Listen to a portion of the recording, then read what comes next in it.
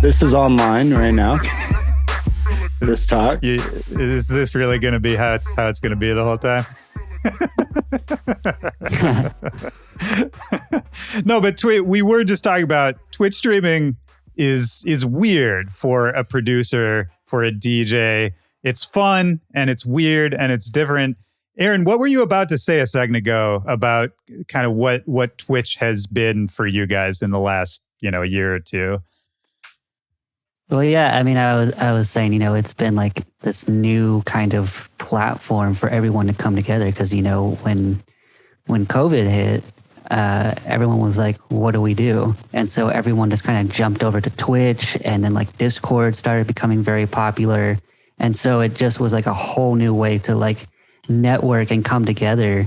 And then even like, seeing people do like the feedback streams, and like that's a whole new way for people to find music. And, even for Christian, he's doing it like full time streaming wise. And like, that was like a new outlet for him too. Yeah. To kind of like take a break from music and do something else. And so like, it seems, there are people who are like, either you're in it or you're not type of thing. Is like what I've noticed with a lot of people. Well, and it's interesting because it's like, it's a community that seems to exist totally outside of the other communities or platforms that we're a part of, right? Like it really feels like its own little world. Christian, you're streaming an unbelievable amount. Like I thought I was streaming a lot, and then I would pop into your streams and see that, you had been on for 10 hours. Like you regularly do these like 8-10 hour streams. What is going on over there? Nothing. That's why I'm doing so much. Yeah. Oh no, we did 10 hours yesterday it's just, there's so much to do that I would normally, before I even really knew much about Twitch, be doing by myself. Okay. Right? Like playing games or working on beats or watching, going down like the YouTube rabbit hole. Right. All that. It's like all the same stuff I was already doing, but I just found out that you're allowed to do it, like with other people or like on a, you know what I mean? I do know what you mean, but it's interesting. I feel like this gets into maybe like a personality thing, a creativity thing for me. Everything you're just talking about, making beats, playing games, all of that. That's like, for me, all of that is like me time. Like, I don't want really people watching me do, like, I don't want that to be a performance for me. But I feel that. Do you though? Because I feel like there is definitely the type where people have more fun if they have an audience. I'm just not that person. There are definitely times. Yeah, it is weird because there's part of me that like, I love my alone time. I don't know if my mic volume is good. Yeah, you sound good. I love being alone in general and like doing my own thing. But it's always been more so like when I hang out, when people want to hang out in real life, I'm like, I'd rather do something at home. But like doing it like this, where people can come by and hang out, it's like minimal. I think I don't like to be interrupted when I'm doing all the stuff that I'm going to do, regardless of people being there or not. Sure. And in real life, people would interrupt me, or like maybe, I don't know, maybe I'm in a relationship or something. That sounds weird. That's a weird, but like straight up, like it would be like, oh, hey, I'm working on a thing. Oh, okay. People want to go out or go do things, but this is like the first time where I've been able to kind of be around people that are somewhat as kind of degenerate as me and just want to sit at the computer and be like, yeah, let's look at ASMR guy cooks beef in the mountains. Or so you found your people to a certain extent. Yeah, it's fun because it's like I have like-minded, I don't know, I like just having a little squad that shows up, regularly, I feel you. and we just keep building, and it just seems it's addictive a little bit. It's honestly. definitely addictive. Yeah. Yeah. And when you start to see things like, when you have a good stream or something, a particularly good one, and everybody's like vibing, and at the end, everyone's like, yeah, that was awesome. It definitely makes it like, I'll go lay down and be like, how do we like one up that, or like do it just makes it's addictive for sure. Yeah. Yeah, it definitely is. It's also an avenue, maybe a non-traditional avenue for people making something outside of the mainstream to find and connect with a different kind of audience too. And like, I think about the kind of music you guys make as X and G, where I don't know what where you consider yourself to be, what titles you give yourself, but to me, like X and G has always been synonymous with like, this just like underground kind of legendary status, where I feel like most DJs and producers who have been doing this for a minute, like everyone knows X and G, everyone plays X and G tunes. Like I think you have a ton of respect from the artist community, but there's that underground to mainstream divide in EDM that can be harder to navigate. And I'm very much including myself and a million other people in that too. And I think, I don't know, do you think a platform like Twitch can help, or not just, fuck just one platform, but like looking to alternative platforms, alternative methods to get your stuff out there, to connect with an audience? Is that something you guys think about? Oh, yeah. Yes.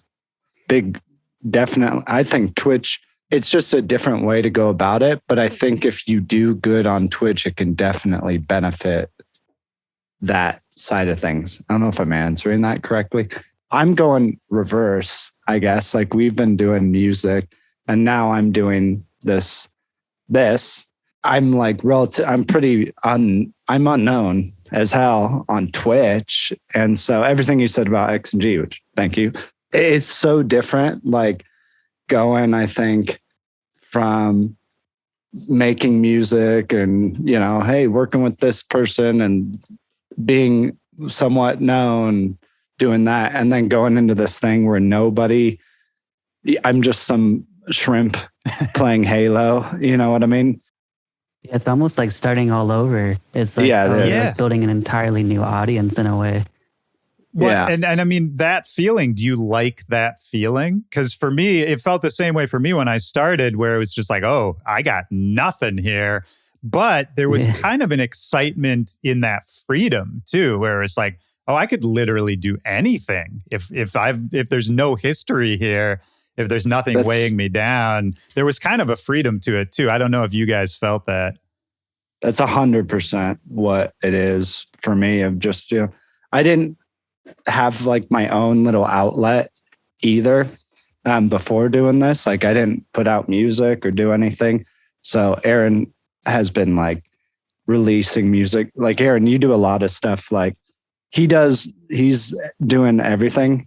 And then I was kind of just like, I would just hang out alone and then do X and G stuff. So this is like, definitely when I started, I felt like a freedom of being able to just do all this stupid shit I would do anyway, but do it with people and have some people be like, oh, this stupid shit's fun to do.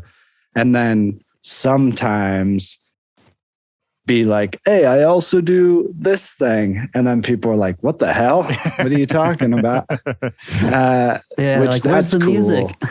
Like, I think that's cool to build something that isn't that thing. And then to have that be like some little backup weapon, if you will, to be like, oh, okay, well, I don't know. I'm looking at it. I look at all the Twitch stuff very like, kind of like competitively, which is probably toxic, but do you like, look at music that way? Yeah. Only in the sense, not not like, more so in the like, it's a dog eat dog world. Like everyone's trying to get, you know what I mean? And Aaron and I have been, I could swear on this, right? Aaron and I have been fucked for years with like deals and contracts and different things. And like, I mean, that's what we're here for, baby. Let's get into it. Yeah, we've been fucked. Is this turning into a tea podcast now?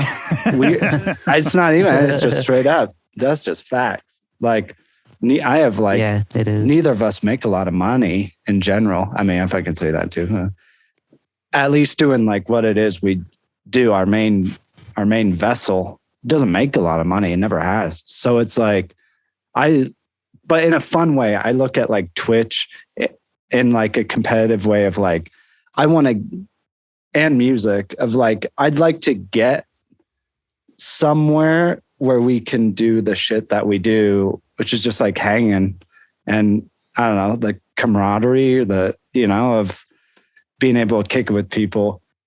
I don't know.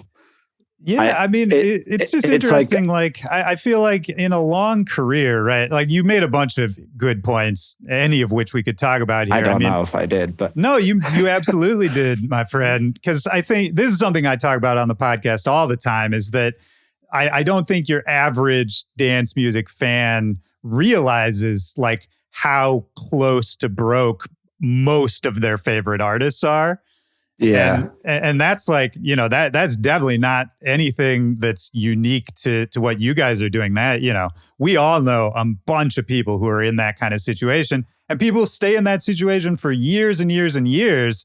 And, we're all kind of just figuring it out, putting it together, ostensibly because we care about what we're doing to the point where we're like, all right, let's figure out how to make this work, how to be able to keep doing it.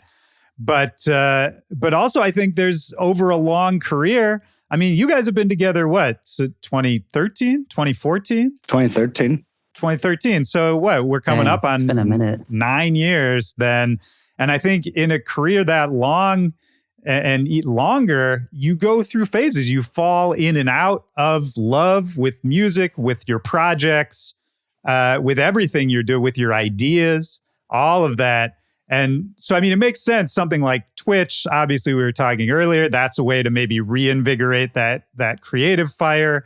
And Aaron, am I right? You did some solo stuff as well, like in the last couple of years. Was that part of maybe that like reinvigoration as well? Yeah, I mean, like you said, like being a duo for a long time. Like I don't know if it's like this for other duos, but your tastes change.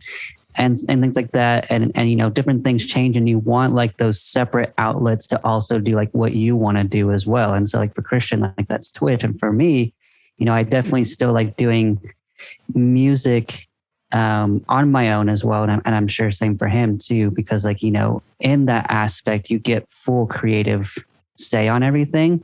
But obviously at the same time, it's nice to have that duo perspective too, because you can bounce ideas off of each other. And so just having like different outlets to kind of hone in on different ideas or styles or whatever it might be, like, because like, especially now with X and G, like we've kind of been almost like, not necessarily like pigeonholed, because I mean, again, like I said, we like to kind of go all over the map and our tastes are always changing, but I feel like there's like a higher level of like expectations that are set with us now. And so it's like, if we were to go and just be like, oh, like we made a little chill beat, there's like that expectation of like, oh, well, if it's X and G, it's got to be this crazy like thing every time. Right. And so it's like, it's nice to be able to have these other outlets to just like express yourself purely for the sense of like expression. It doesn't need to be like this huge showpiece type of thing. And so, yeah, like I've been working on lots of music on my own, but also with X and G, and then also with like other artists. Like I just got back from LA and worked with a couple artists out there like 2-3 weeks ago now. Any cool stories? So, like, any cool stories?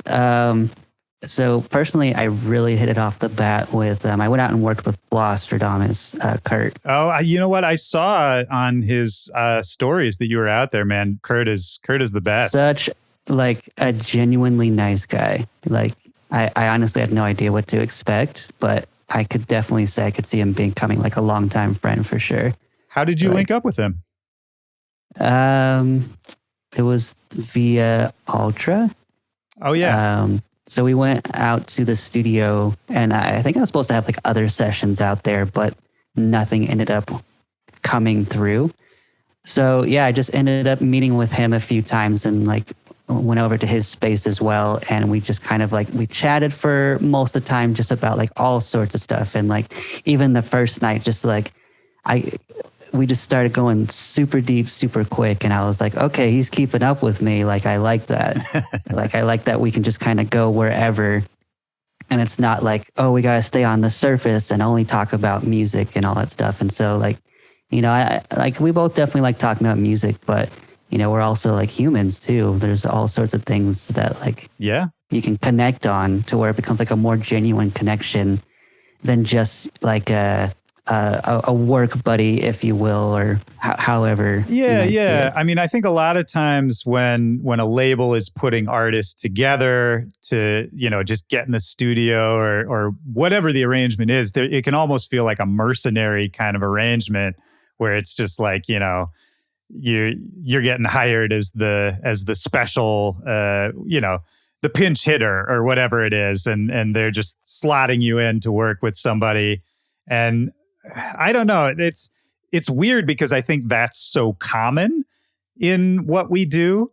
Like that's just a thing, you know, and that's maybe something people also don't know about that much is just how much, you know, especially for bigger artists.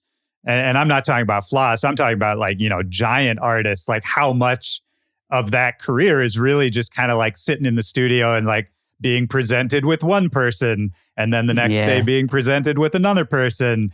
And it's like this weird carousel of, I don't know. I mean, maybe sometimes that can also get cool results of just like randomly meeting new people and working. But to me, the best collaborations are always the ones where you talk for a long time first, you build an actual human relationship well before you get into the music. Yeah, and it feels like much more like organic. It's not like you're not forcing creativity. Also, shout out everyone subbing right now. Sheesh. You guys are going crazy. Is wild. We're on level 3. Woo. It's a fucking battlefield over in the chat right now. We are throwing it down. When's the last time you saw a level 3 hype train for an interview? Let's go. Dude, yeah, see, like... Yeah, you guys are going crazy. Shout out to all of y'all. Yeah, really quickly before I go on, this kind of ties into the very first question you asked about, like, you know, Twitch and us being like more underground. And so like when we first started out, we didn't really interact with our audience. We were just kind of like this like elusive duo. And so, you know, with Twitch, especially like, I mean, like, as you can see here, like Christian has like built this community that is in like full support of him. And so like, I think it's kind of like allowed us to build a community that way. And especially being underground and kind of like, I mean, people have said that like we've kind of made our own sound. And so with that, I feel like, you know, we could go and follow the trends of sound and, you know, build up our audience really fast. But, you know, if you create these like diehard fans here and there, then you have like a more long, like there's more longevity of the artist, I guess, in supporting. So yeah, I think that's really cool because like, you know, before we were just like, wait, we have people that like, that support our music. And then like being transparent with Twitch, we've like seen that and we're like, oh wow, like all these people like come together and they're like, I know about your music. And like, it's just cool, like building like those friendships and relationships. And like, we've even had some of like his Twitch streamers like come to shows and stuff and like have met them like IRL. And so like, I think that's really cool because when you're just doing this and putting things out on the internet, you're just, that's it. You only like, you'll see comments, sure. And you'll see people like interacting and stuff, but now like building these like friendships and relationships, it's like, oh, it makes it more worth it, I guess, is what I'm getting at. Yeah, I agree. I mean, I think really any way to actually form, it's almost like what we were just talking about between artists, but I think it's true between, artists and listeners as well. Like the more you can create an actual human connection, I think the more meaningful that relationship is, right? Let alone the value it brings to you as an artist is getting more fans and all of that. Yeah. But I think it's just a more meaningful relationship. At least for me, it kind of reminds me of why I do what I do, Yeah, exactly. And so it makes it like more worthwhile. Whereas like I know, especially for me, and I'm sure for Christian too, like we've reached those moments where we're like, dang, we should just give up and like go back to working day jobs, because like it's definitely hard. And especially like how we were talking about before with like not making a lot of income from it as well. You definitely really have to be in this like for the passion and the love of like just doing it. And so I think that kind of was like a good reminder over quarantine, is just like, we're doing this for the love, and whatever comes our way, like we still want to do it no matter what. Well, yeah, I mean, before quarantine hit, if we're working backwards a little bit, was there like a burnout point at a certain point? Yeah, there was definitely a burnout point for sure, to where I think we were too focused on just like, let's do this and just blow up and sell out and just like whatever, doesn't matter. But I think, at least for me, I feel like for Christian too, but we kind of like got back in touch with our roots of just like, let's just make stuff that makes us excited. Doesn't matter what it is. Like, let's just make whatever we're feeling in the moment. And like, that's all that matters. Is that how it started for you two? Like, what was, if we keep working backwards here, what's the origin story? Yeah, no, I mean, I want to talk about all of it. Like, we'll go back and back, but as long as we're talking about sort of rediscovering, why you were doing it in the first place, and just having fun with your creativity, doing whatever's exciting to you. How did X&G start? Was it a similar vibe at the start? It was actually very different. So we both met through a local label here in Salt Lake called Damson Music, who a friend of ours manages. And we were both making kind of like chill, like almost like, like future bass has such a different term to it now. But like back then it was more like R&B inspired type of stuff. And so we're making stuff like that, and like the future garage type of sound, just like very down tempo-y stuff. And so then we came together and started doing more like EDM-y stuff, I guess you could say, just more energy in it. And so we released this remix, which was our very first X&G release, but it was a remix for East Coast like years ago. And that release just like skyrocketed in terms of like traction and interactions and things like that. And so we were like, okay, like let's just keep going. Like there's obviously like good chemistry if that's happening. Like let's try some other stuff because this is fun and it's new. And yeah. What was the thought originally to make a different sound than you had been previously doing separately? Like was there any particular artist or movement going on that was inspiring you guys at the time? Yeah. Who, Christian? Let's hear it. It's like Jack U and yep. WeWack, just like seeing the Jungle Tear, Jack U Ultra 2014, I think it was, like performance. Right. Like just so much music in there that was like, I've never heard anything like this. This is so cool.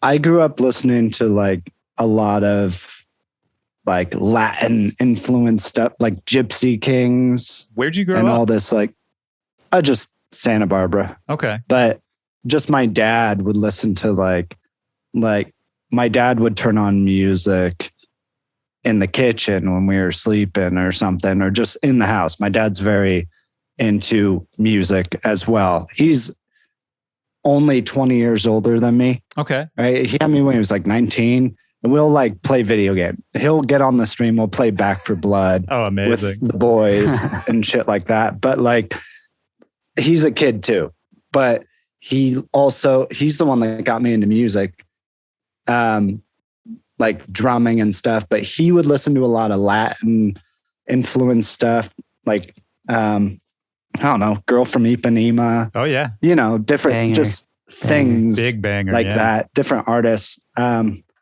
While I was growing up, and then Aaron and I's like first stuff, like our 4 a.m. I think our first X and G track, 4 a.m. is like just like a chill beat, but that has that like it has some like the bossa kind of boom, gunko, gunko kick, Yeah. Just very like you're on a beach in the Cayman Island, or whatever. So like all the Jack Hughes stuff, all the stuff that that like a movement, if you will, Yeah. that came about was like being able to hear, at least for me, all that shit I grew up with and liked, which I hear all those grooves now still, or like, especially like in Bauer's stream, for example. That's like the one guy who's doing all the like baile, or however you say, the baile, all that stuff. Yeah. Yeah. And he like leans into it. So hearing this stuff in 2015, that was like, it was Skrillex and Diplo were like edging into it. Now he's full, like Skrillex is fully in it. Right. And he's like working with all these different like Spanish artists, all that, you know what I mean? Yep. Back then it was like they were kind of reaching in, and Diplo's same, like with Major Lazer, he has, all that. So that stuff I love. And then the other artist was like GTA for us. It was GTA and Jack U.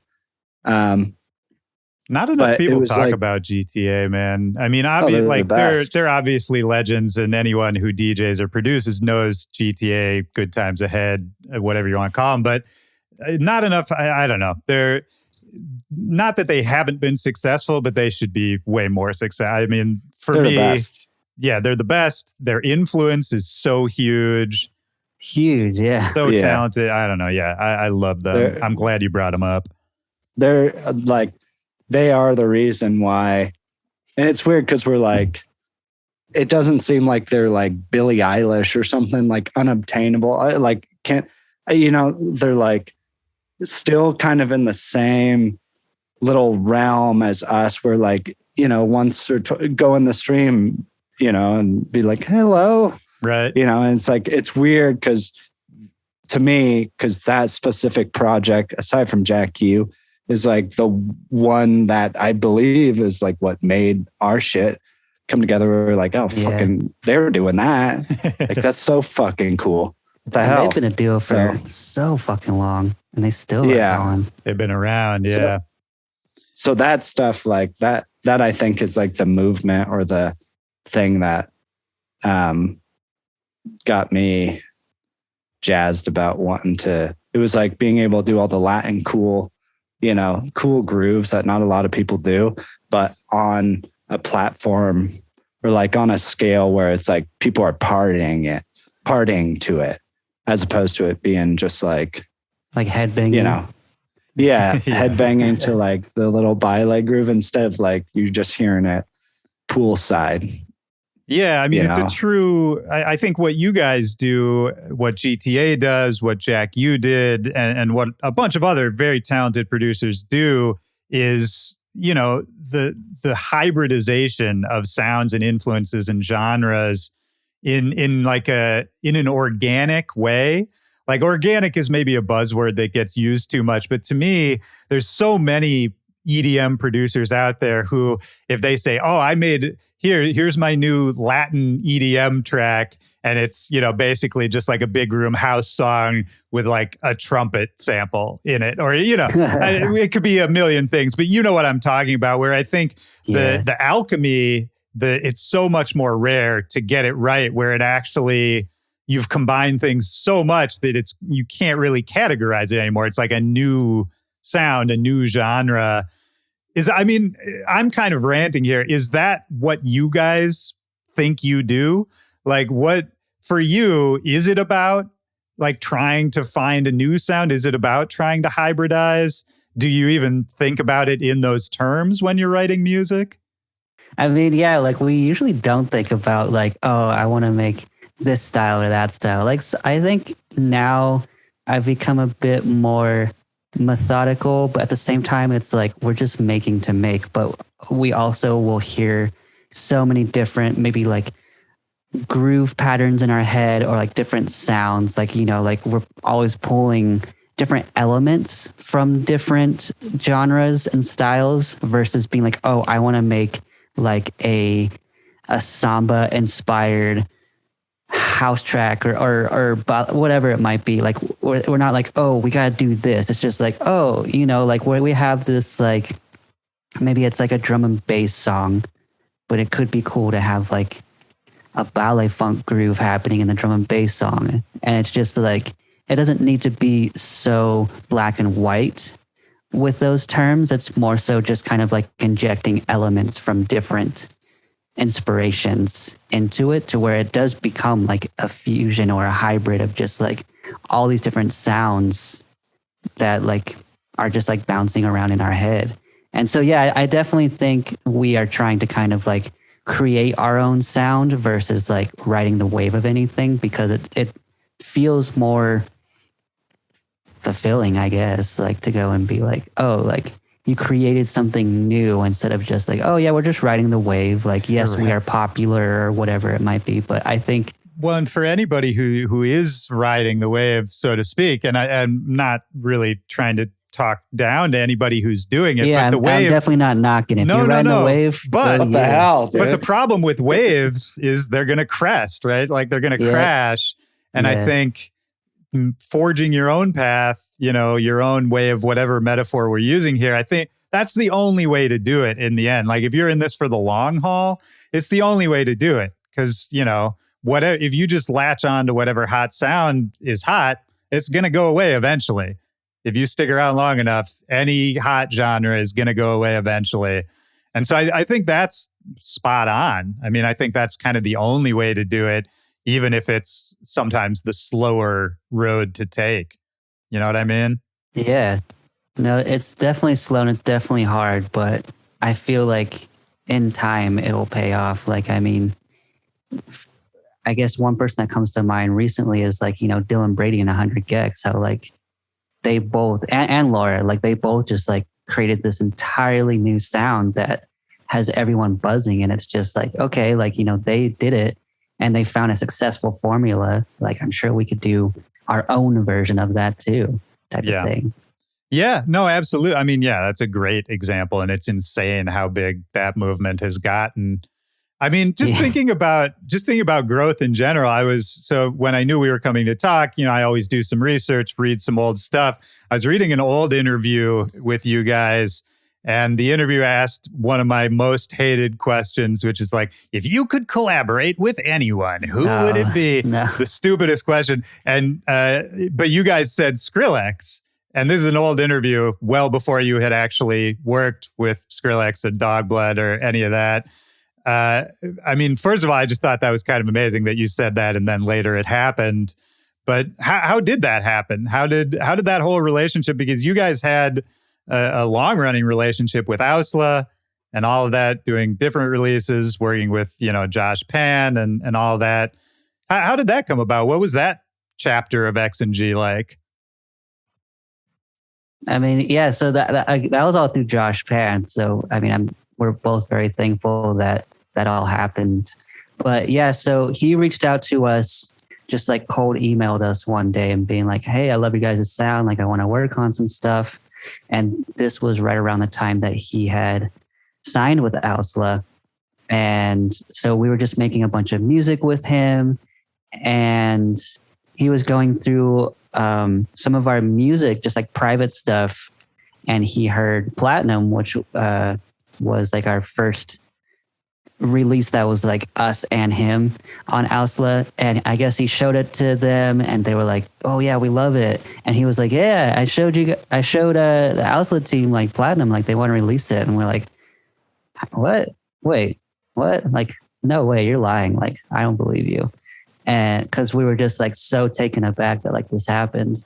And then like sure enough, like it came out on that worldwide broadcast comp, and we're like, whoa, that's insane. And then prior to that, we did the Keith Ape opus with him, and there was like Medicine on there, and Oshi, and Secure Burst, and a bunch of people that were just like really starting to come up at that time. And so, yeah, and then everything, it was just like, oh, like let's keep doing more and more and more. And so it was pretty cool. Like it definitely felt very organic with all of like those releases. But then, then we fast forward a couple of years to when Josh hit us up and was like, hey, Sonny and Alex are in the studio out in Berlin. They sent me a demo. They want you guys to work on it. And this is for Dog Blood. And we're like, again, just like in shock. We're like, what? And so we made something and we were like, this is stupid. I don't even know if this is their vibe. But they heard it and they're like, whoa, this is cool. Like, send it back. Like, we'll work on it. And I was expecting it to be like completely changed after they worked on it. But they collaborated really well. Like they like left most of like what we did intact and just like threw some stuff on top. And they arranged it in like a really solid way, I feel, because the arrangement was a little bit different. But yeah, and so then we're like, okay, well, it's never going to come out because, like Skrillex and his release schedule is very slow, which, hey, album, come on, baby, let's go. But yeah, we'll but see. Yeah, and so then like, it came out a couple months later and we're like, wow, like this is incredible. Like never, like I remember us both in 2014, like seeing Jack U and being like, dude, we got to make some stuff and get it on OWSLA. Like that would be incredible to like make that happen someday. And just to like manifest it like that far back and for it to happen, like whatever DJ Good Music All Day said, never give up on a dream. Like, like if you can envision it and you manifest it and like you truly know like where like where to go, I guess. Like if you have like a vision, like with time, you can definitely get there. And I'm not saying that like, it's going to happen. Like, oh, if you manifest it, you're going to work with Skrillex. No, I mean, like there was definitely some luck involved for sure. But, But I think the reason you were able to do that, you tell me if you agree, but what I'm hearing you say is that you kind of stuck to your guns and you stuck to doing what you thought was cool and what sounds excited you guys in the moment. And that's how that connection really ended up happening and the song ended up being made, right? Is that you didn't think like, oh, let's try to make a song that sounds like something that would come out on OWSLA, or let's try to make a song that sounds like Skrillex or any of that. Right, because none of it did. Right. None of it sounded like OWSLA or Skrillex at all. Like it was our own sound. And I think that, when it comes to labels and stuff, like they appreciate the authenticity of like someone as an artist sticking to their sound and creating their own lane, because like I feel like labels want that. Like, they don't want the same of like every artist sounding the same or being the same. Like, yes, they might have an overall arching umbrella of a sound, but if you come at it with your own angle, then they'll see like that uniqueness and hopefully bite. Oh yeah, and pretty much any label A&R will tell you, and I've talked to plenty on this show even who have just said, yeah, if you want to get on whatever label this is, don't send in music that sounds like the music we've already put out on this label.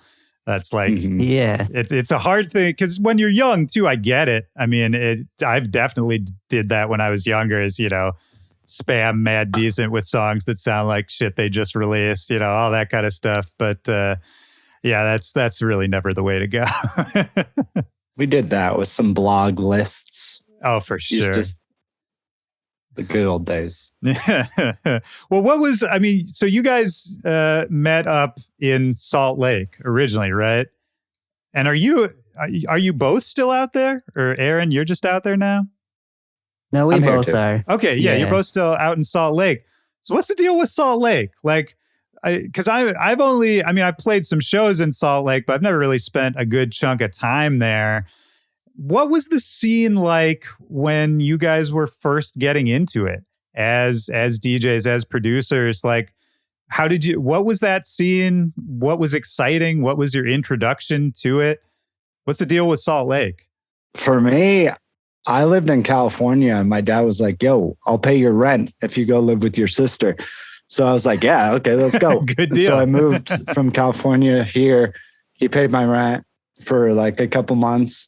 That was cool. And then I was like, I was still doing music. Well, yeah, let's set the scene a little bit. I mean, when did you start doing music, quote unquote, as like, you know, as a serious thing? I've been doing music with the same amount of seriousness since like since like 2000, probably 2010 or 11. So that's when I lived in San Francisco and I was going to school. And I would just make music all the time out there.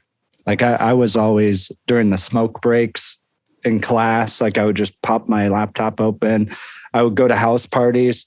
And I have like stories from friends of like locking myself in the bathroom and just like sitting on the toilet with my MacBook. I have always been fucking around with just like making things and in the car, like Platinum, the one we did with OWSLA. I made that in Aaron's car when we were driving to a friend's. Nice. Like it's always been like this. I like, so I've always been mobile, just making little beats and kind of things happening around me. What is Doesn't that? really matter where I am. Is that an ADHD thing? Like I heard you say that earlier. I just like it's a thing as basic as it is. I feel I'm decent enough at it to where it gives me dopamine to make things, just like sit and be like, I'm cool doing this. This is cool. This sounds cool. I'm doing a cool thing. I'm a typically very insecure person, especially growing up. I didn't have like a shit ton. I didn't have like that friend group and the thing. I was like always doing my own thing. I'd hang with my dad. I had a couple buddies, but I just found like a comfort in high school and just like smoking weed and making beats and drawing. And that just kept going. So for me personally, the scene has just always been like I don't know. It's just it always has been and still is like that, where it's like, it's the one thing where I feel like it's a comfort feeling to be like, oh, even if a stream's going weird and you're like, oh, let's fall back and make some things. Right. It feels good to do it. Well, it must have been a relief almost then if beat making and doing that was kind of your escape from maybe whatever was going on around you that you weren't connecting with. It must have been a relief to then find a community of like-minded people after a long time, right? I didn't have any kind of thing like this or some, I don't know if you call it a support group or just like a group of friends, whatever. Like I'm friends with Aaron. I have some friends out here, but like, yes, like for me, the like-minded little groupage, like I never had that. So I feel that personally, I had a lot of fucking dumb shit happening in my, in those years, like around when I started. I had like alcoholic family members that were doing crazy stuff. People ending up in hospitals, me having to take care of certain things for these people. Like growing up in the midst, fast kind of thing. Yeah. Yeah. And even in high school and as a kid, still that being the case. Aaron has some not so ideal types of personalities in his life as well. So like, I'm sure in a way he relates to this, but like for me, there was so much dumb shit happening around me and still is. Just it's at an arm's length now in my life. I've kind of like pushed away. I don't know if this is getting way too like, this is great, man. Like, do you like beats? I'm like, my mom drank. Yeah, it's just like, it definitely 100% in high school.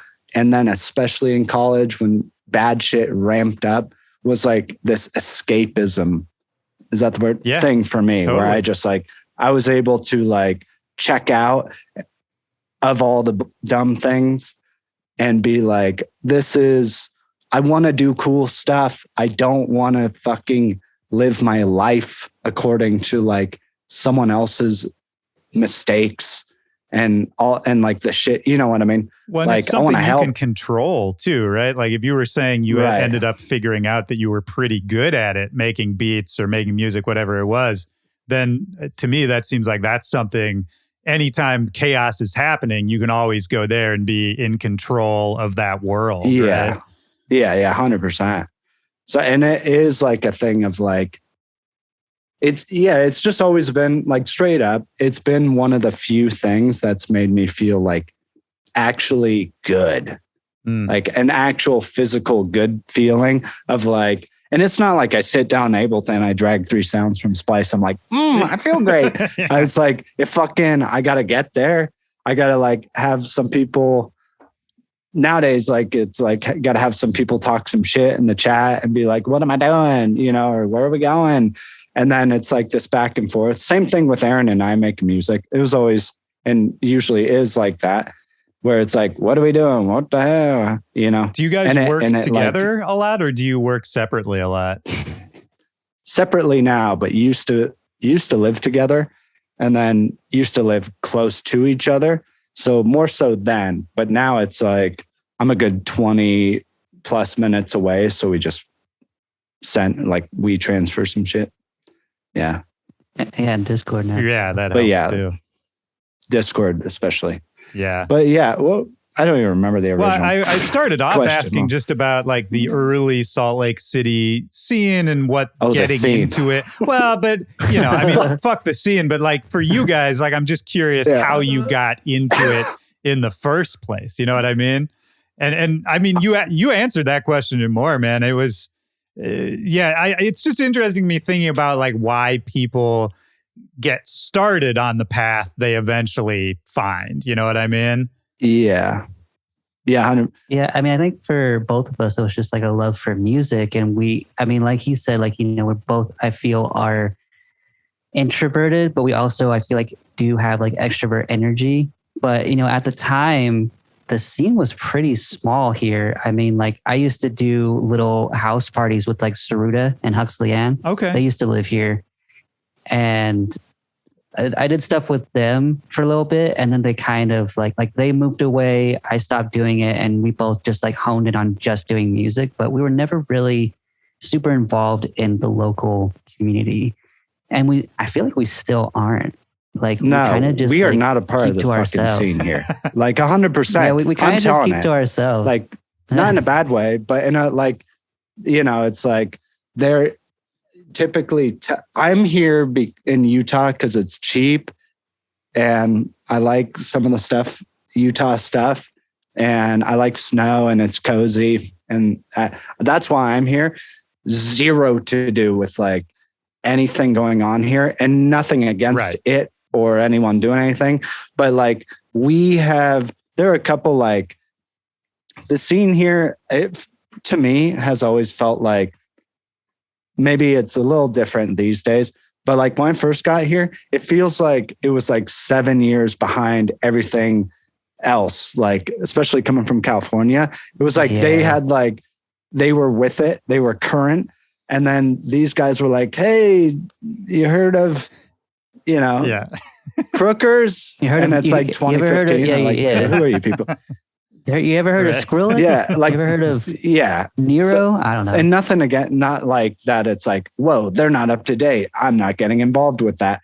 But like personally, I think it just hasn't been a lot of opportunity for Aaron and I to become a part of things, because we have always been, I feel like we've been like tapped into what the fuck is new, or in a similar thing of like, I don't know, like Skrillex being like, hey, these people are doing their own thing, or this is weird, or let's sign that weird shit. Like, I feel like we like that weird shit. And a lot of Utah doesn't even get the weird shit yet, but they've slowly been like, it's slowly been getting adopted here a little bit. Yeah. Where, well, I feel like maybe I'm wrong there. No, Aaron? I mean, I'm sure there's some cool underground stuff going on, but it's, like, it's one of those things too. Far and few between. Sure. And I think maybe you can speak to this more than I can, but I think for a lot of cities like Salt Lake City, similar size cities that happen to be close to big cities, everybody leaves, right? Like a lot of the interesting underground minded people go to where those scenes are bigger. Yeah, like Saruda and Huxley, and like now they're in LA, and they were out here at first. And I feel like a lot of other artists who were kind of starting to get big, like there was another artist that used to live here, Zadi, if you know him, and he also left too. And so everyone is just like, okay, I'm making this more forward-thinking music. I want to be surrounded by like-minded people, and when you're in a state that isn't really necessarily progressive, you're just like, okay, like why would I stay here? Like I'm just gonna go elsewhere. And so for us, like, the internet exists. We can find that on there, and now with like Twitch and Discord and stuff, like you can do it from anywhere. I mean, I tell people that all the time. Exactly. Like I do think everybody going to LA and that pressure of like, oh, when are you going to move to LA? All of that. I get frustrated with that sometimes, because I really truly don't think anyone has to do that to make it. No. For a while we thought so, but was there a time when you thought you had to make the move? Yeah, like I feel, maybe I felt it more, but I felt like the pressure to go out to LA, because it's like, oh, you go out there, you get all these cool opportunities. But I mean, like now I'm traveling back and forth. I'm going there in a couple of weeks again to work with someone else, and it's like, okay, I can stay here and be isolated and do my thing with no distractions, and then go out there when I want to and have little doses of it. 100%, man. Yeah. It was the same when I used to live in San Diego. It was the same thing. And I've never lived in LA my entire career. I'm always circling it, but that's the thing. You can go there whenever you need to go there, and then just get out. I don't know. LA is its own.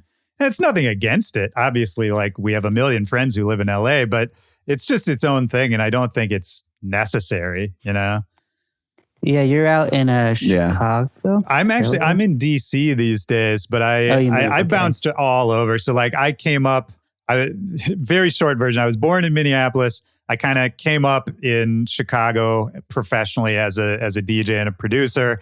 Then I was on DC for a second, then San Diego for 6 years, then now back in DC. But yeah, I've been bouncing all over, man. But wait, Aaron, I wanted to ask you, what was the genesis of music for you? I read that you used to be in metal bands, doing the band thing. Yeah. Is that accurate?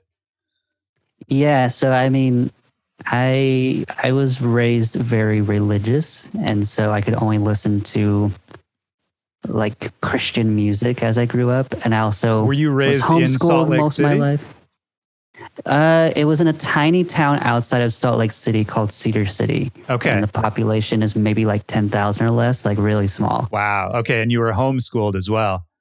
Yeah. So I was, and like going to a Baptist church, all this stuff, like it was very conservative out there. And so I grew up with that, but then like I went to like a youth camp or something like that, and found like, metal and stuff and rock and all that. And I was like, oh, I love this. It's so like in your face. And then eventually I just kind of like rabbit holed through high school, and, I was really into metal for a while, hated rap, hated dance music, all that stuff. And then I found like Dead Mouse and like like tail end of high school, like 2008 or so. And I was like, whoa, this is actually really cool. Cause I was kind of like opening up because I had found a lot of like more melodic stuff on like MySpace and all that. Cause like girls at the time I was dating were like, oh, check this out. And I was like, oh, this is kind of cool actually. And then I honestly had like a secret spot for like T-Pain at the time too. Didn't we like, all? This is tight. This is tight. I like this secretly. I like this, but yeah. So yeah. The so Twitch streamer? He is a Twitch streamer. The famous Twitch streamer T-Pain? Yeah. Yeah. But what was it? Oh yeah. So then I found that, and I had a huge obsession with Owl City at the time, which is very polar opposite of metal. Yeah, it is. It was like interesting. Another guilty pleasure. And then, you know, like he blew up, and I wasn't like the biggest fan after he blew up. But he kind of put me on. He made a playlist on MySpace, and it had this song from this group, Telephone Tel Aviv. Oh yeah. And then because of that, I like came across, you know, like Aphex Twin and all this like very weird stuff like that. And I was like, whoa, I love like how glitchy and crazy like the drums are and stuff. Like this is so chaotic and weird. And so then eventually it led to me like discovering FL Studios, and like I would mess with that. And then I like left the band I was in, and then eventually I came across Christian, and he was using Ableton. I just got a Mac, so I'm like, okay, I guess I'll learn Ableton. And he in a way kind of like taught me everything when it came to like Ableton, and like told me like, hey, it's not the end of the world if you sample, like just go with it. It's good. And I was like, dude, the magic of sampling is like phenomenal now. Like I 100% vouch for it. Whereas before I was like, gotta make everything yourself. Like, but yeah. So then, and then, you know, like we made music together, and that was kind of like, I guess like a short version of like my coming into making music and all of that. How did your family feel as you were getting into more and more, shall we say, secular music? They weren't fans, but they were supportive because it didn't sound like metal. Okay.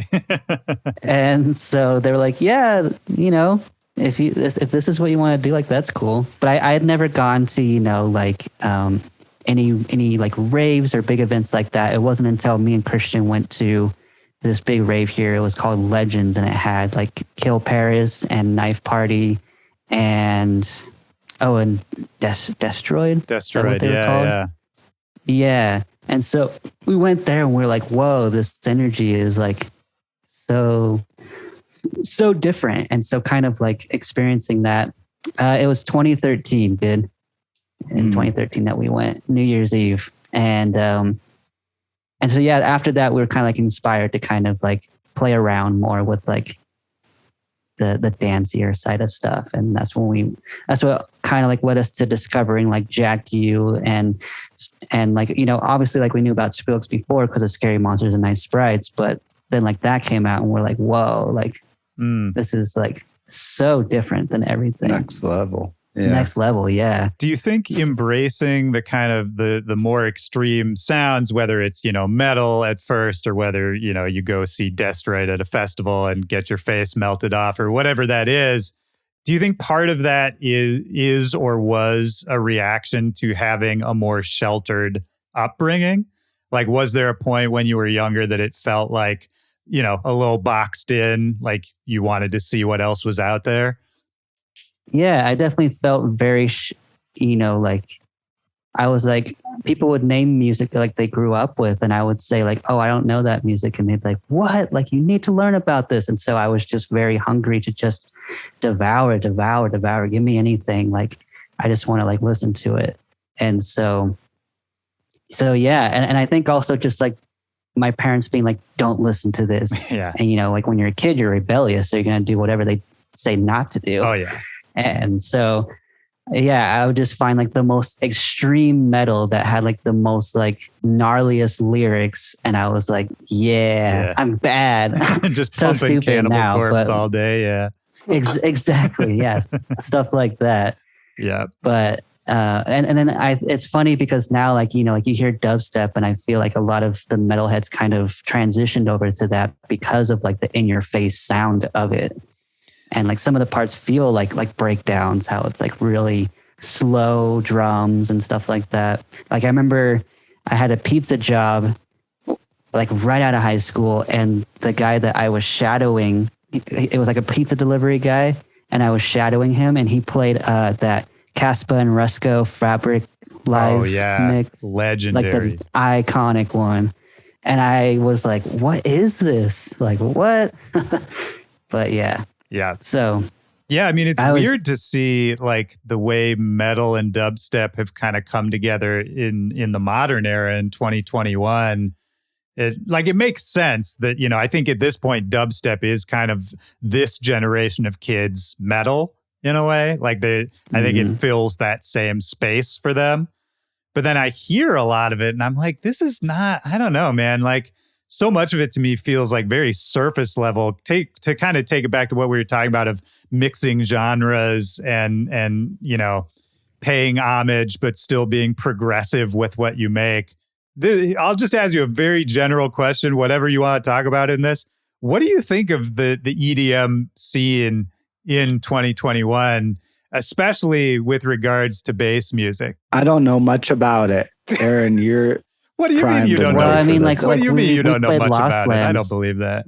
I'm just saying I don't know much about it in the sense of like today's artists, today's roster of, you know, who's who doing stuff. I don't know a lot of artists these days. Like people will come and be like, hey, you heard, you know, so many people. Yeah. Yash, who just commented in the thing, he's like one of the main culprits. So come by my stream and be like, hey, do you know Timmy Two Shoes? And I'm like, who the fuck are these people, man? I don't know anybody except for like, I know a few people. I'm just ignorant or something, but what do you listen to? What do I listen to? Yeah. Like how do you find new music? At this moment, I'm listening to Gary Mulligan Sextet, you know, and then I'll go on Discover Weekly on Spotify and I'll just listen to like stuff from, that's how I find music. Aaron makes our sets. Basically, and like builds our mixes. He's more in the pocket of the EDM. I'm more like, hey, what was that Pharrell tune from 2003? Let's try and make some shit like that. And so you're like the group historian almost. I guess, but I just like, maybe it's a lack of dopamine or whatever, endorphin. I just don't connect. I don't feel a lot of like, woo for things I hear. A lot of stuff sounds so recycled. Yeah. And like everyone's doing what everyone else is doing, and then they're doing what the other guy's doing and girls. I mean, that's kind of what I was talking about a second ago. I agree with you. Yeah. Yeah. So it's like I'm just like bored, I guess, of a lot of stuff I hear, and I'm like, and a lot of people like gravitate towards things where like, I've never heard this, but it's like, well, wow. I mean, if you did a little digging, like everything is a remix of something else. Like there are definitely people there. It's again, seems far and few between when you hear somebody doing their own distinct thing. They're like carving their own lane out, you know, and like so EDM or the whole, I don't know, just music overall, like generally speaking, outside of EDM too, like I don't know, you just go to YouTube trending, what's trending in the music category, it's like it's trash. It's like it's trash. It's not the best, and there's some cool things in there, but I'm just an asshole. But no. I hear what you're saying, man. I mean, I think in any era of music, a lot of it is trash, and then if you dig, there's some really amazing stuff, right? But it's interesting to hear your perspective. Like, well, there's already been so much amazing shit that people have already forgotten about, or ideas that haven't been explored fully that's already happened. Like, let's dig into that, which I think is actually really interesting. The stuff I will listen to is always like I love the genre mashing type people, or like the thing, like Playboy Cardi doing that rap or doing that verse over Tyler, the Creator's, like that. What was it? Earthquake? If you are familiar. Yeah. I know what you're talking about. Yeah. And he's like the piano, and then Playboy Cardi was on it. That shit was like, damn, that's sick. That's different. Yeah. Like everything just seems really basic. A lot of stuff. So like I like here the things that will stick out to me and make me feel like, oh shit, is always like this like mixture of like people doing weird things with like a hint of what's already happening. Yeah. Right. Yeah. And I love that. And that, like, kind of going back to the question before where you like that Aaron answered about like, do you go in like trying to find, this and combine it with that? I think I am maybe a little bit the opposite of Aaron, where in my brain, I am thinking so like, just practically like, yeah, let's get that and combine it with that. And I think that would be weird. Like for Bowers, we did a mix for Bowers Bop Fest on Twitch. And like one of the first songs is like, we literally sat down on the stream and we're like, why hasn't anyone made mixed metal that we've heard at least with like, like baile stuff. And then we made a combined and like that kind of stuff, and hearing other people do it is something that makes me feel really jazzed about like a song. And so with that, then like the scene and stuff, I'm kind of like tapped out of like, I don't follow a lot of I just like don't really, there's not a lot that like excites me. Aaron, you get excited about music. Like you hear stuff and you're like, oh shit. I feel like, yeah, I just like people come through in the stream for feedback, or, some people suggest some things where it's like, it's different. It's like just something fresh, but a lot of stuff seems to be that's put out or that just people are making and coming by with. A lot of it seems to be like, hey, I want to be like that person that is already doing this thing just on a, and that just is like, yeah, it's cool. But everybody has their own sound. And that's the thing is that like a lot of people, I don't feel are willing to sometimes take the risk of being like, what if I just make something completely just weird and try and do my own thing? And there are a couple people, again, like Yash and whatnot, who do, and some big artists who do, or like fucking Tyler, the Creator, being this guy and he's doing the piano thing. He's doing his own thing. Well, where it's like, and it's only those artists that we're going to talk about anyway, right? Like that to me is what I think most people who try to just fit in miss out on. Is like, yeah, you might be able to fit in and kind of just like, just be a part of whatever hot thing is happening right now. But you're just going to keep talking about the weirdo who started it or the person who's doing the next thing. It's one of those things that I guess it's easy to talk about and maybe harder to understand if you're in the middle of it. But yeah, man, doing your own thing, being the weird one, I think that's the only way to do it in the end. Yeah. And that's not to say there's not stuff out there that's like, I hear, again, not EDM, I guess, but in a way, kind of just the way all the music's produced. But like, there's stuff I hear that's like, Ed Sheeran or some kind of thing on the radio, like, took a pill in Ibiza or whatever that song was. Sure. Like, I hear stuff and I'm like, this is catchy. Stuff carries with me. I'm not just like this old man that's like, I hate all this shit. But like a lot of stuff just doesn't, it just feels like it's just there to make a buck. a lot of times. And, you know, not that there wasn't a lot of that back in the day too, but it feels like so much shit is just a recycle of like, nah.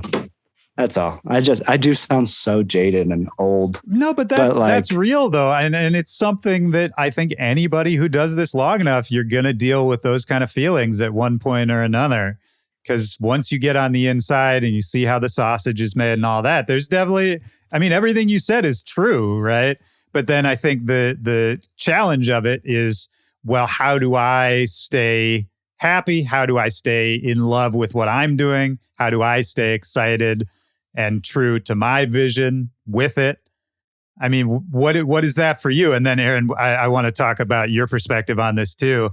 But because I don't think of you as a jaded person in general. Like it usually looks like you're having a good time doing what you're doing. Okay, wait. So what's the question? What's fun about what you do? What's exciting? What keeps it fun for you? Making music specifically, it is just fun to, I like workflow stuff. I like being able to like just get something out. I suck at mixing stuff down. I suck at a lot. Synthesis and knowing these plugins and all that shit.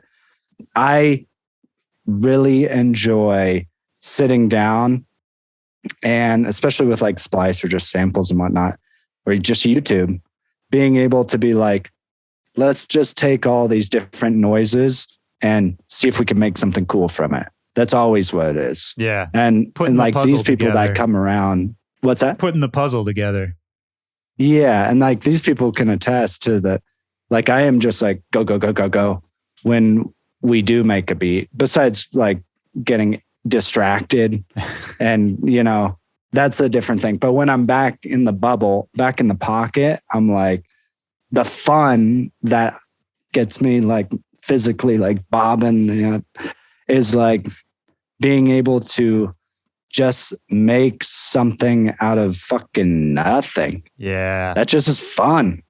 Like, especially because I do have a passion for sampling, and all the people I listened to growing up and all the like, you know, all the artists I listened to and still listen to, all the Justices and the Daft Punks and the like, this whole thing of like people being like, oh, sampling, you're going to hell.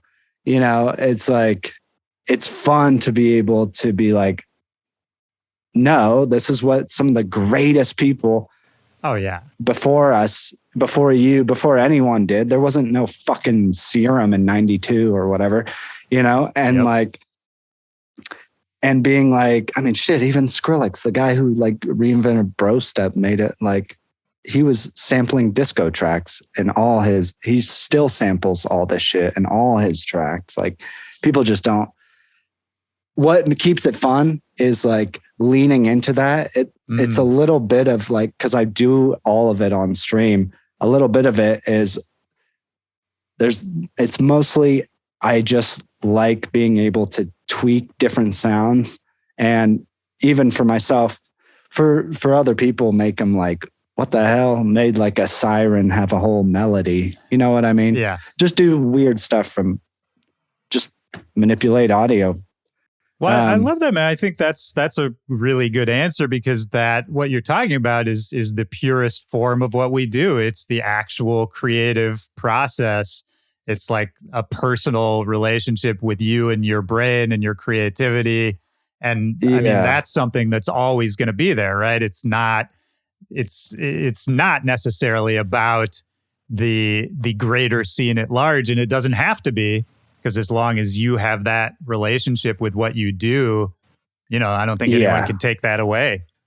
I'm working within the confines of like my own little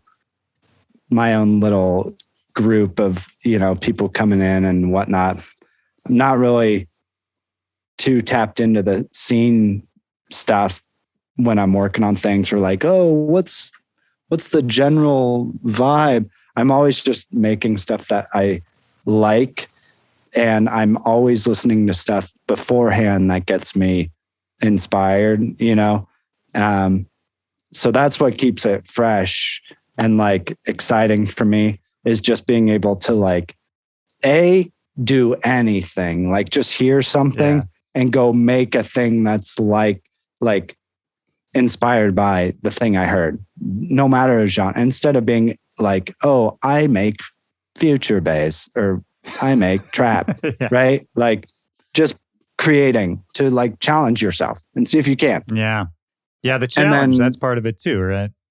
Yeah. And there is a little bit of like a vindictive part, like admittedly, where I'm like, the amount of times on stream I've had to defend sampling, which is so stupid. That's crazy to me, man. Yeah. It's like so dumb.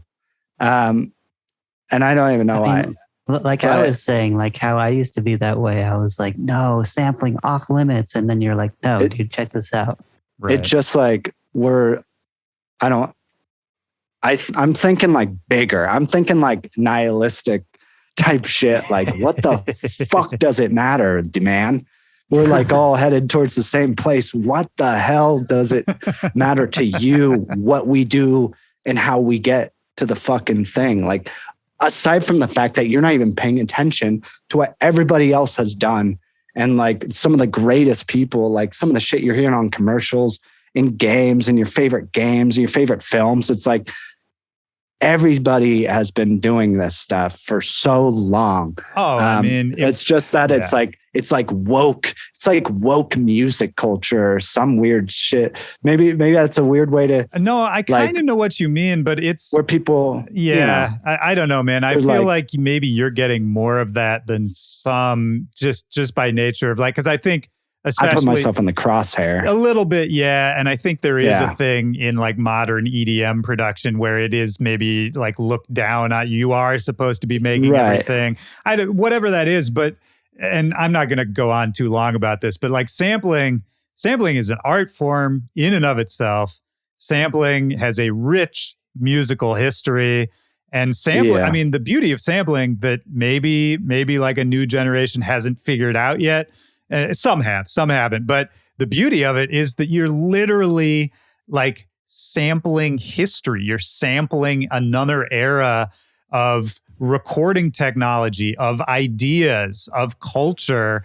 And you paying respect. Yeah, well, yeah, paying respect. But I think it's also a cheat code to put it into your music of like, there's something, I don't know, maybe this is a little too spiritual, a little too woo-woo. But I mean, if you sample a record that was made in the 60s in the height of some civil unrest that, you know, was recorded in a specific way with certain analog gear on a certain guitar, you know, whatever it was, like there's a piece of that history that goes beyond just like what it sounds like. Like, I think, you know, there's something, I don't know, something in the ether when you put that into your music in a more modern context that it keeps a little bit of the vibe of whatever that original thing was. And then, you know, it's not something you can reproduce on your own. It's something you got to go to the source for, you know? 100%. Specifically like from that era, and you're like keeping that era alive in a sense by like sampling it.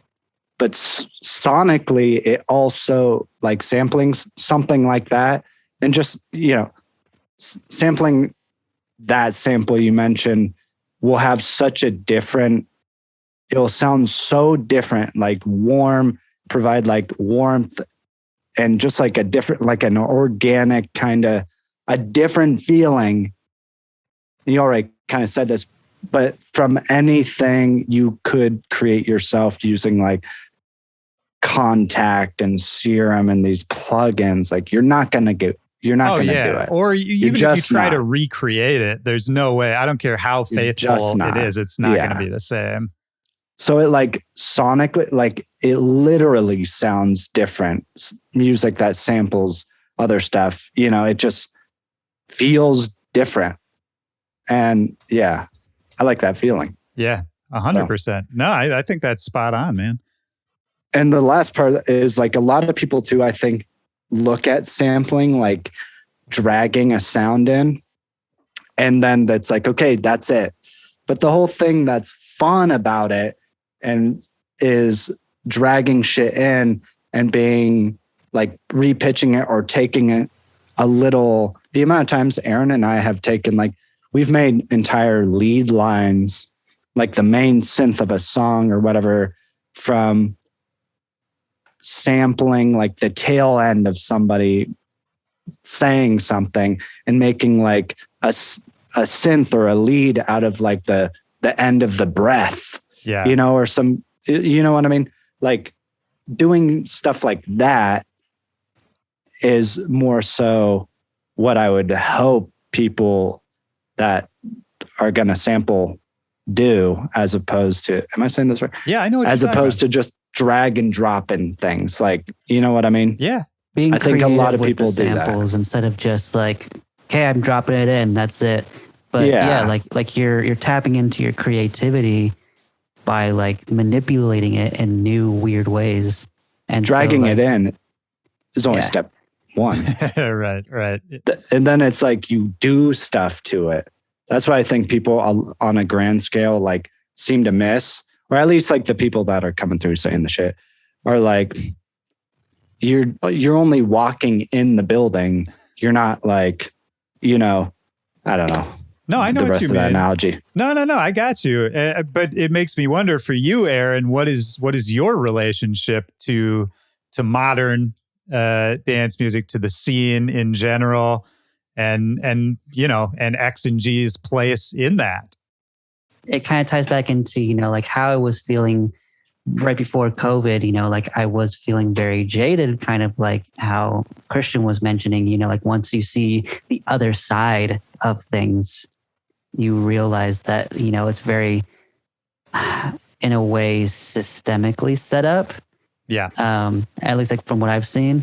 And so like, you know, you definitely have, you would definitely have to kind of put your years in basically to get to anywhere.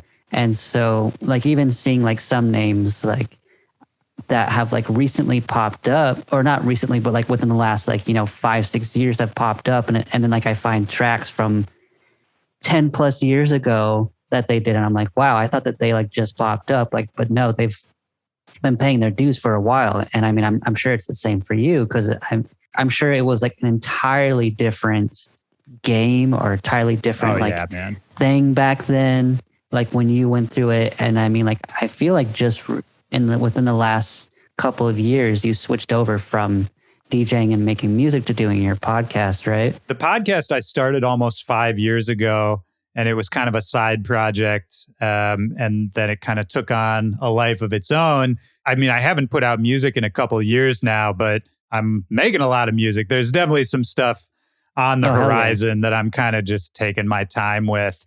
But it's like you were saying, I mean, I think it's one of those things where there's ebbs and flows to a long career, right? Like for me, making music, playing music, that's always going to be the thing. That's always the primary thing. But then there's a million things surrounding that can enrich the primary thing, that can sustain the primary thing, and can kind of keep you engaged with the primary thing, right? Because I think, you got to divert. I don't know, is it the same for you, like going out to LA, working with other producers, kind of, you know, being, I don't know if you'd say like more of like a hired gun role to come in and just hop in the studio with people. Does that re-inspire you when you go back to X and G? Does that keep X and G fun in a way? Yeah, I mean, you know, with X and G, like we were definitely influenced by the industry, by the sounds, just being like, okay, like we're not making progress necessarily in terms of like development. And I think that was just like an impatient thing. And so it's just like realizing, you know, especially if you're going to make your own sound, like it takes time, like you're not going to do this overnight. And so again, it kind of goes back into like what you said, like, you know, find things that make you happy, like, you know, do it because it makes you happy. And if it's not making you happy, then it might as well just be a job at that point. Right. And, you know, like there's so much that you can do with music and as a creative.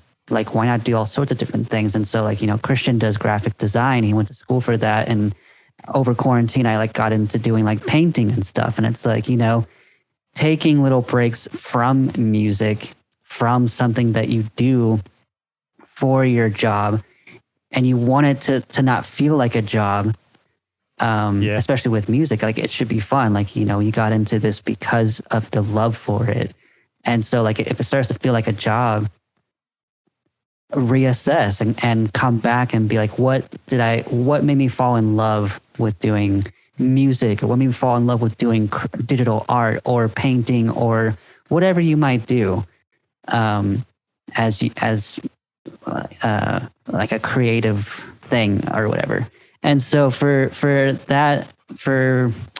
both of us, it was, just like, taking things and sounds and mashing them together in unique ways. And so like he was saying, like a lot of like the new mashups that like a lot of these, for lack of a better term, like the hyperpop kids, like they're just like doing things that are so inspiring and so refreshing to us now, where the actual music, the EDM culture itself is not inspiring to us anymore. Like, I don't know of too many names that really get us jazzed. Right. Like how it was back when it was like, I guess like first new to us, and maybe because it's not new anymore, it's not as like, whoa, crazy. But I mean, there's obviously definitely some like staple names here and there that are very inspiring still, but a lot of new stuff isn't really coming from dance music that's inspiring us. It's coming from other places. And even like how he was talking about like Playboi Carti and Tyler the Creator, like we don't listen to a whole lot of dance music in our free time. We're listening to anything else and then pulling from those sources to inject into our music. 100%. Yeah. That's yeah. Yeah, I think you just nailed it. That's accurate. Yeah, that's true.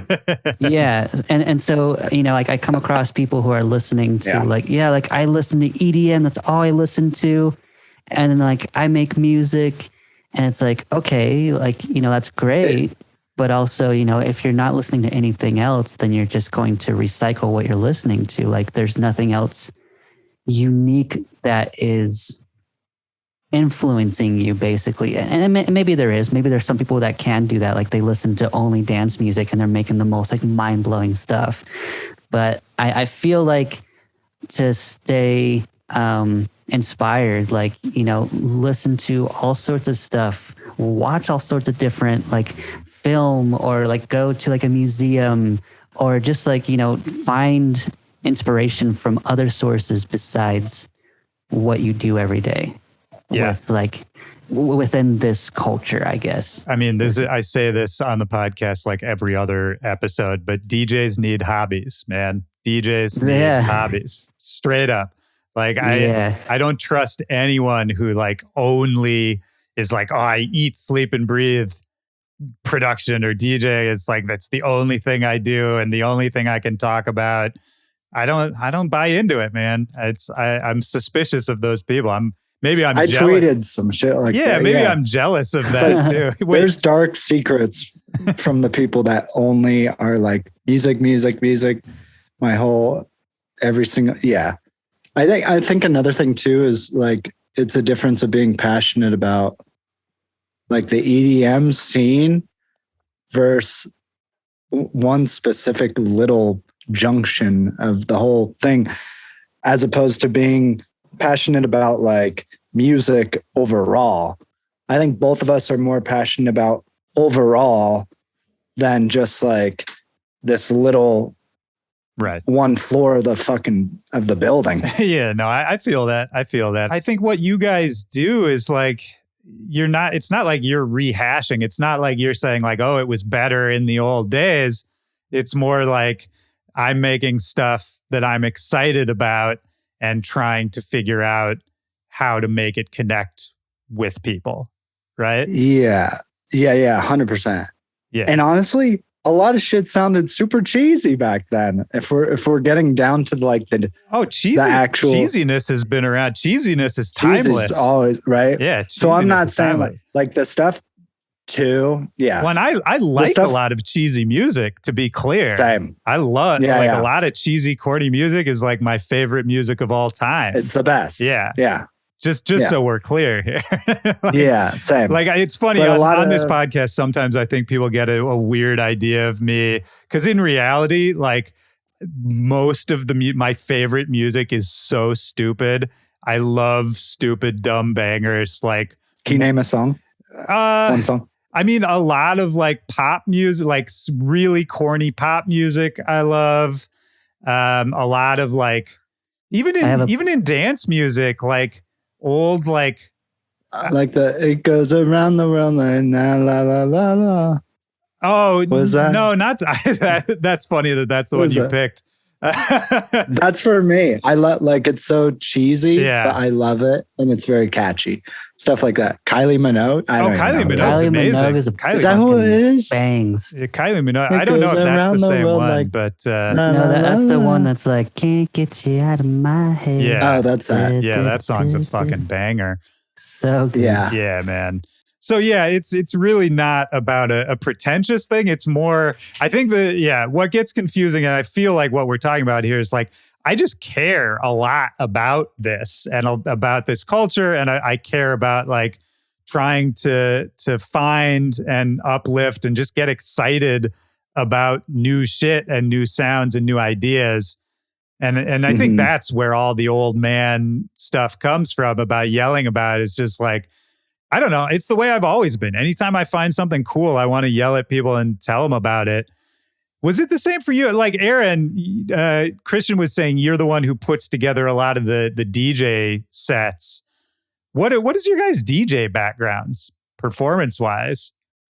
Did that happen like along with the production, or were you DJing first? How did that go? Yeah, so we didn't start DJing until we started doing shows and touring and all that stuff. And so we were on Tractor at first, and we would go both and like find music. But now, now I'm like just thinking about, because like there's definitely, I feel, and maybe it's just me, but like this like pressure to play a certain vibe and like cater to whatever like the lineup might be. And again, I think that was just like us being like, hey, like let's just run with the system, the nature of the beast or whatever. But now, like, I think we finally are like getting to a place where we have enough like original material, and now we're kind of like more so leaning into the idea of like, hey, like we are artists and we should stick to that. And like, yeah, it's definitely fun to DJ and throw in some stuff that like we find that's cool. But I think just like reaching a point where it's just like all of our own material. Because I mean, like, again, like, you know, thinking about these artists that like we look up to, like a lot of them are playing their own stuff, or they're like doing their own edits of songs that they might like. So that way it's still like their own unique flavor. And so for a while, I mean, like we were just finding music that we felt like would kind of like that we enjoyed, but also we felt like the audience would understand too. Because there's been a lot of times where we play music and the audience, maybe they're like just digesting, but they just stand there looking confused, like a deer in the headlights or some shit. So, and I think that because of seeing that, it's like, oh, we got to do this, we got to play this type of stuff. And so it's just a lot of like pressure, but I think it's just like learning to look past that and just be like, just do what you want to do at the end of the day. Like, were you guys touring? How much touring were you doing in like the OWSLA days and whatever the like the peak period of hype for X&G was? Was there a period where you were touring heavy? Not really. I mean, like usually it definitely picks up during summer for like festival season. And then we'll have like shows sprinkled through like spring and fall. And then like, you know, winter would come and it'd be pretty quiet. So that would be like, I feel like for a while we fell into this pattern of like seasonal depression as well, especially like being out here where it snows and stuff too. So it was just like, there will be like 3 to 4 months of just like nothing happening. happening. No shows, no making music, just like watching stuff or playing games or just like doing whatever. And so now I feel like we, at least for me, I feel like I kind of like pushed past that. And I feel like Christian has too, like pushed back that to where like now it's more consistent where we're like making music. And even now, like I feel like shows are somewhat consistent, but then again, you know, like we just went through a pandemic and stuff too. So, is that what that but was? yeah, I definitely think that there was a fair amount of shows that were happening in like 2016. That was like when everything was happening. We had an agent at the time. We haven't had an agent since. And so, yeah, I feel like, you know, if you don't have that, then it's hard. It's not going to be consistent. Yeah. So we've kind of, resorted to doing like the sample packs and like doing other back-end stuff and just like, and like I do like mixing and mastering and like lessons and stuff like that, just finding these other sources to make money. Yep. Because like shows are so inconsistent and you can never rely on them. Yeah, I mean it's true, man. It can come and go very quickly. Is part of the fun for you? Is any of the fun for you doing the live shows? Like either putting it together, making the edits, or actually performing it? Is being on stage, is performing, is that part of it for either of you guys? I like it. I definitely feel like I pour my heart and soul into the sets. Yeah. To where it's like, oh, I gotta make the edits right. And especially, you know, like not knowing how to like freeform DJ. Because I mean, for you, like did you start first DJing? Oh yeah, and for producing? years and years and years before production was even really a thing for me. Gotcha. Okay, so your background is a bit switched from ours. But, yeah, for sure. Recently, I got a part-time gig at a bar down the street. Oh, dude, that's the best. Yeah, so I've had a lot of time to practice and kind of freestyle, and it's like a totally different genre. It's all like doing a lot of like 2000s hip hop and like pop stuff and perfect, totally different things. So I feel like that's really helped me kind of like just expand upon like my DJing skills to where I can feel more comfortable calling myself a DJ to where before I was like, I'm not a DJ. Right. Oh, that's awesome, man. I love that you're doing that, like even at this point in your career, because that's 100% how I came up, was just years and years of bar gigs where nobody cared who you were. And, you know, everything was very low stakes. And it was really also very mercenary of just like, you got to satisfy the people in front of you immediately. And it has nothing to do with your artistry or, you know, any of that. Like there's no ego in it. I think it's such a good, I don't know. I came to love it. I still love it, but I think it's also just a really good training ground, like you said. Super good training ground because, yeah, like you said, like no one is there to necessarily watch you. Right. It's just like to them, like background stuff, or if they're feeling it, then, you know, they'll dance and they just want to sing at the end of the day. They're like, give me something that I can sing to. It doesn't even matter how bad your transitions are. Like, right. They will get down. Yeah, exactly, man. Yeah, that's the thing. You realize that what you care about as a performer might not be what the people listening to you perform care about, right? And so there is that sort of middle ground that I think any performer has to find with like actually connecting with who's in front of them. Yeah, and so I guess that maybe that kind of translates over like what you were saying about the need to immediately like get their attention or whatever with the crowd. Like maybe that like translates over to our own shows.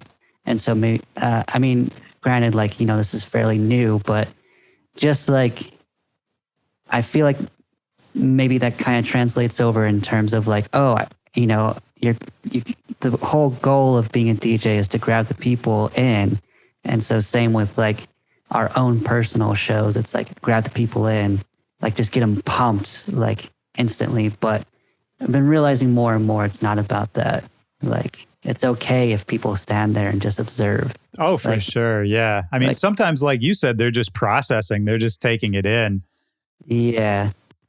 Like, especially seeing like G Jones, Right. for example, like, you know, him and EPROM are like super out there. And a lot of times people are just processing like what they're doing, but like they've built such an insane like core audience that, you know, doesn't matter. Like they're doing their own thing. Like I feel like they both are very distinct within the entire scene.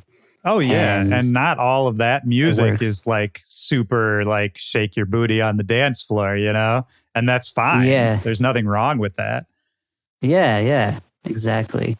So yeah, like a lot of new insight, I guess, over the last year or so has kind of come to my mind. And now like approaching DJ sets from here on out, it's like, now I want to, you know, try that. Yeah, hell yeah, man. And That's just great. experiment. I already love your guys' DJ sets, but yeah, I'll be excited to hear what the new evolution of it sounds like.